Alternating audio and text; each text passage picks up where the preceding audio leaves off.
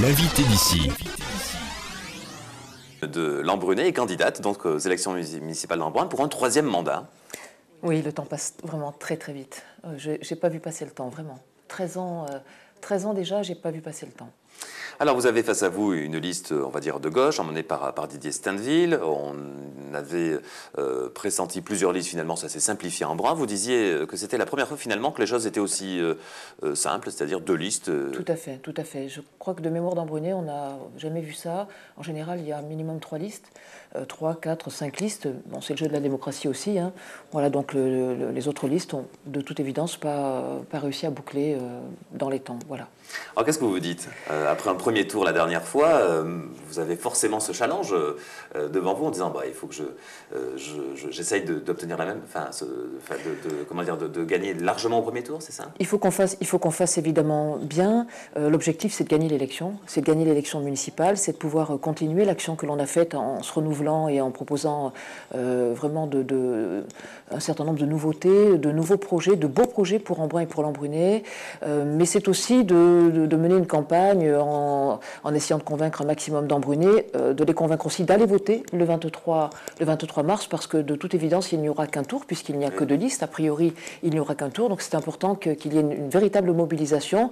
C'est le message que l'on essaie de faire passer dans le cadre de nos réunions publiques, de notre porte-à-porte aussi, où voilà, donc on discute avec les Embrunais sur toutes sortes de sujets, sur des réalisations qui leur ont fait plaisir, qui leur ont plu, qui leur sont directement utiles, et sur d'autres projets sur lesquels ils ont plus d'interrogations. Voilà, donc c'est la vie c'est vraiment la vie d'un moment d'une élection municipale. On le fait avec un grand plaisir, avec un véritable engagement aussi, parce qu'au fond, je crois que l'engagement le plus important qui soit pour un élu, c'est l'engagement municipal. Une commune, c'est à la fois un engagement auprès de notre population, c'est de la proximité, c'est évidemment un maire qui appartient à sa population. Je le dis souvent, mais c'est tellement vrai. C'est tellement vrai. Quand un maire est dans la rue, il est avec les siens, il est avec sa population.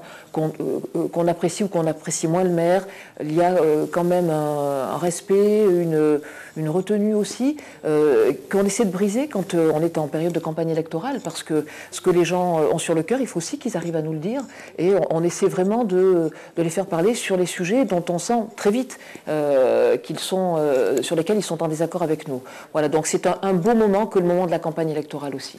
Alors, vous avez, on l'évoquait, ça ne déplaira pas forcément à la liste adverse, mais plutôt la faveur des pronostics. Ils diront peut-être le contraire dans le cadre de l'entente parole. C'est ce que vous évoquez, c'est pas facile de mobiliser dans ce contexte quand on dit les choses on peut jouer d'avance. Alors c'est pas encore une fois forcément l'avis de tout le monde, mais on sent bien que c'est ce que disent un peu les analystes, ceux qui connaissent la politique. Donc pour vous, vous avez la contrainte à mobiliser. Bien sûr, et puis une élection n'est jamais gagnée d'avance, quoi qu'il en soit. Donc on n'est pas du tout dans une logique de se dire on est sûr de gagner, on va gagner, donc avec à la fois une certitude, une arrogance, pas du tout. On est exactement comme au premier jour d'un démarrage de campagne électorale, où vraiment on essaie de convaincre, d'apporter, de proposer, de bouger, d'être dans une dynamique, de convaincre. C'est notre rôle, et je m'inscris vraiment avec mon équipe dans cette action-là. La preuve, c'est que j'ai renouvelé un tiers de la liste avec des jeunes, avec des commerçants du centre-ville, considérant qu'il était très important de mettre l'accent cette fois-ci sur la dynamique à l'intérieur du centre-ville, mais également sur l'ensemble des quartiers. Voilà, donc le choix de la composition de la liste avec les personnalités, les formations, les métiers, les compétences, l'expérience. J'ai vraiment essayé d'avoir un bon équilibre entre l'ensemble de ces disciplines et de ces formations et de ces compétences, et j'espère que j'y suis arrivée, et on le verra bien sûr le 23 mars au soir. Alors deux questions encore. D'abord une question par rapport aux remarques que vous fait votre opposition, donc la liste de Didier Stainville, qui est lui-même du Parti socialiste, c'est une liste donc clairement de gauche. Il vous attaque, pour prendre un propos un peu plus général, plutôt sur l'aspect financier, en disant le boulevard Pasteur ça coûtait cher, ça endettait la ville, la CCILF, etc. Quelles sont vos réponses sur ces critiques? Alors la situation de la commune d'Embrun est une situation financière parfaitement saine. saine, puisque lorsque nous sommes arrivés à la mairie en 2001, il y avait une dette d'un peu plus de 9 millions d'euros. En 2014, la dette est de 13 millions d'euros. On a diminué la dette depuis 2010 de plus de 20% par habitant. C'est quand même considérable. Et on a investi entre 2008 et 2013, nous avons investi 25 millions d'euros TTC. 25 millions d'euros, c'est énorme pour une commune comme la nôtre. Alors, la réponse que je ferai, c'est 1, la situation financière de la commune d'Embrun est saine. 2, la commune d'Embrun doit investir pas seulement pour ses presque 7000 habitants permanents, mais aussi pour l'ensemble du canton, puisque Embrun est bourg-centre et a des équipements qui rendent aussi service à toute la population du canton et pas seulement aux Embrunais. 3, la commune d'Embrun est une commune touristique avec 30 000 habitants l'été, commune touristique qui doit faire face à un certain nombre de dépenses, à des événements, mais aussi à une organisation qui coûte cher. Par conséquent, il faut être en capacité de l'assumer, d'aller de l'avant et de faire d'Embrun la 3e ville du département, une ville phare, à la fois dans le domaine du tourisme, à la fois dans le domaine culturel, à la fois dans le domaine de l'environnement, à la fois dans le domaine de l'énergie, de la gestion énergétique dans le cadre de nos progrès énergie-climat, et enfin une commune positionnée en pole position sur le plan également de son développement économique, puisque nous avons réussi, et je crois que nous sommes la seule communauté de communes dans le département, nous avons réussi à donc multiplier par presque 3, plus même d'ailleurs, plus que 3, donc l'équivalent de la taxe professionnelle. Quand je suis arrivée en 2001, donc la communauté de communes recevait 700 000 euros. Aujourd'hui, nous sommes à 3 millions d'euros.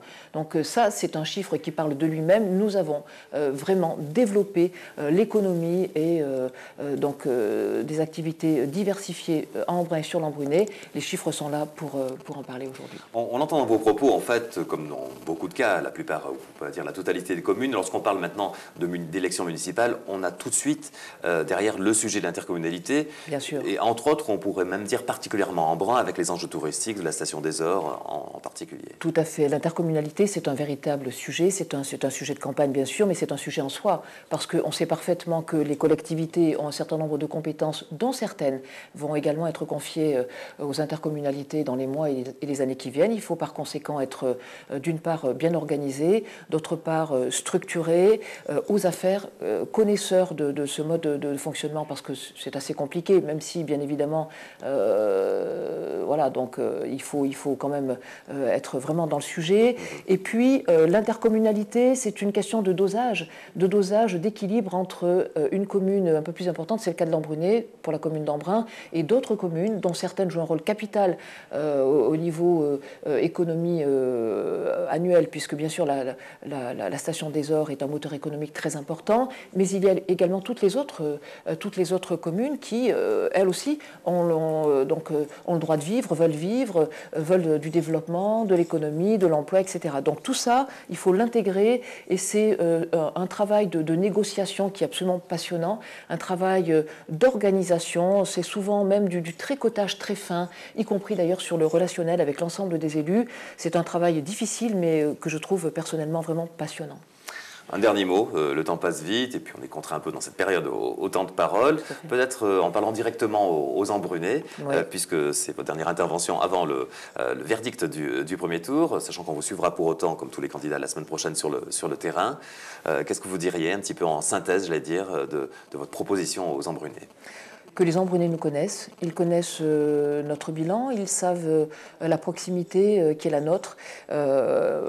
Lorsqu'ils me rencontrent dans la rue, qu'ils rencontrent un certain nombre d'adjoints, ils savent aussi ma volonté, ma détermination à être à leur côté, à les écouter, à prendre en considération les messages qu'ils nous envoient dans tel aménagement, dans telle organisation, dans telle difficulté quotidienne. Ils savent qu'ils peuvent compter sur moi. Je pense que je n'ai pas failli à ma mission depuis 13 ans déjà, que j'assume cette belle mission de maire, que je souhaite poursuivre parce que j'ai vraiment la volonté de pouvoir continuer à aider les Embrunais, à être à leur côté, mais également à faire d'Embrun une commune qui continue à se développer, qui continue à s'épanouir sur le plan culturel, sur le plan social, sur le plan de la santé. Bref, faire vraiment avec les Embrunais un bout de chemin, continuer cette route qui est une belle route pour nous, avec un beau programme qui permettra, je l'espère, nous l'espérons, à tous. C'est la raison pour laquelle notre liste s'intitule Embrun pour tous, bien vivre ensemble, faire en sorte que chaque Embrunais puisse trouver sa place dans cette belle commune qui a un énorme potentiel, mais pour laquelle nous souhaitons d'abord et avant tout que chacun vive bien. Chantal Emihoud, merci beaucoup. L'invité d'ici.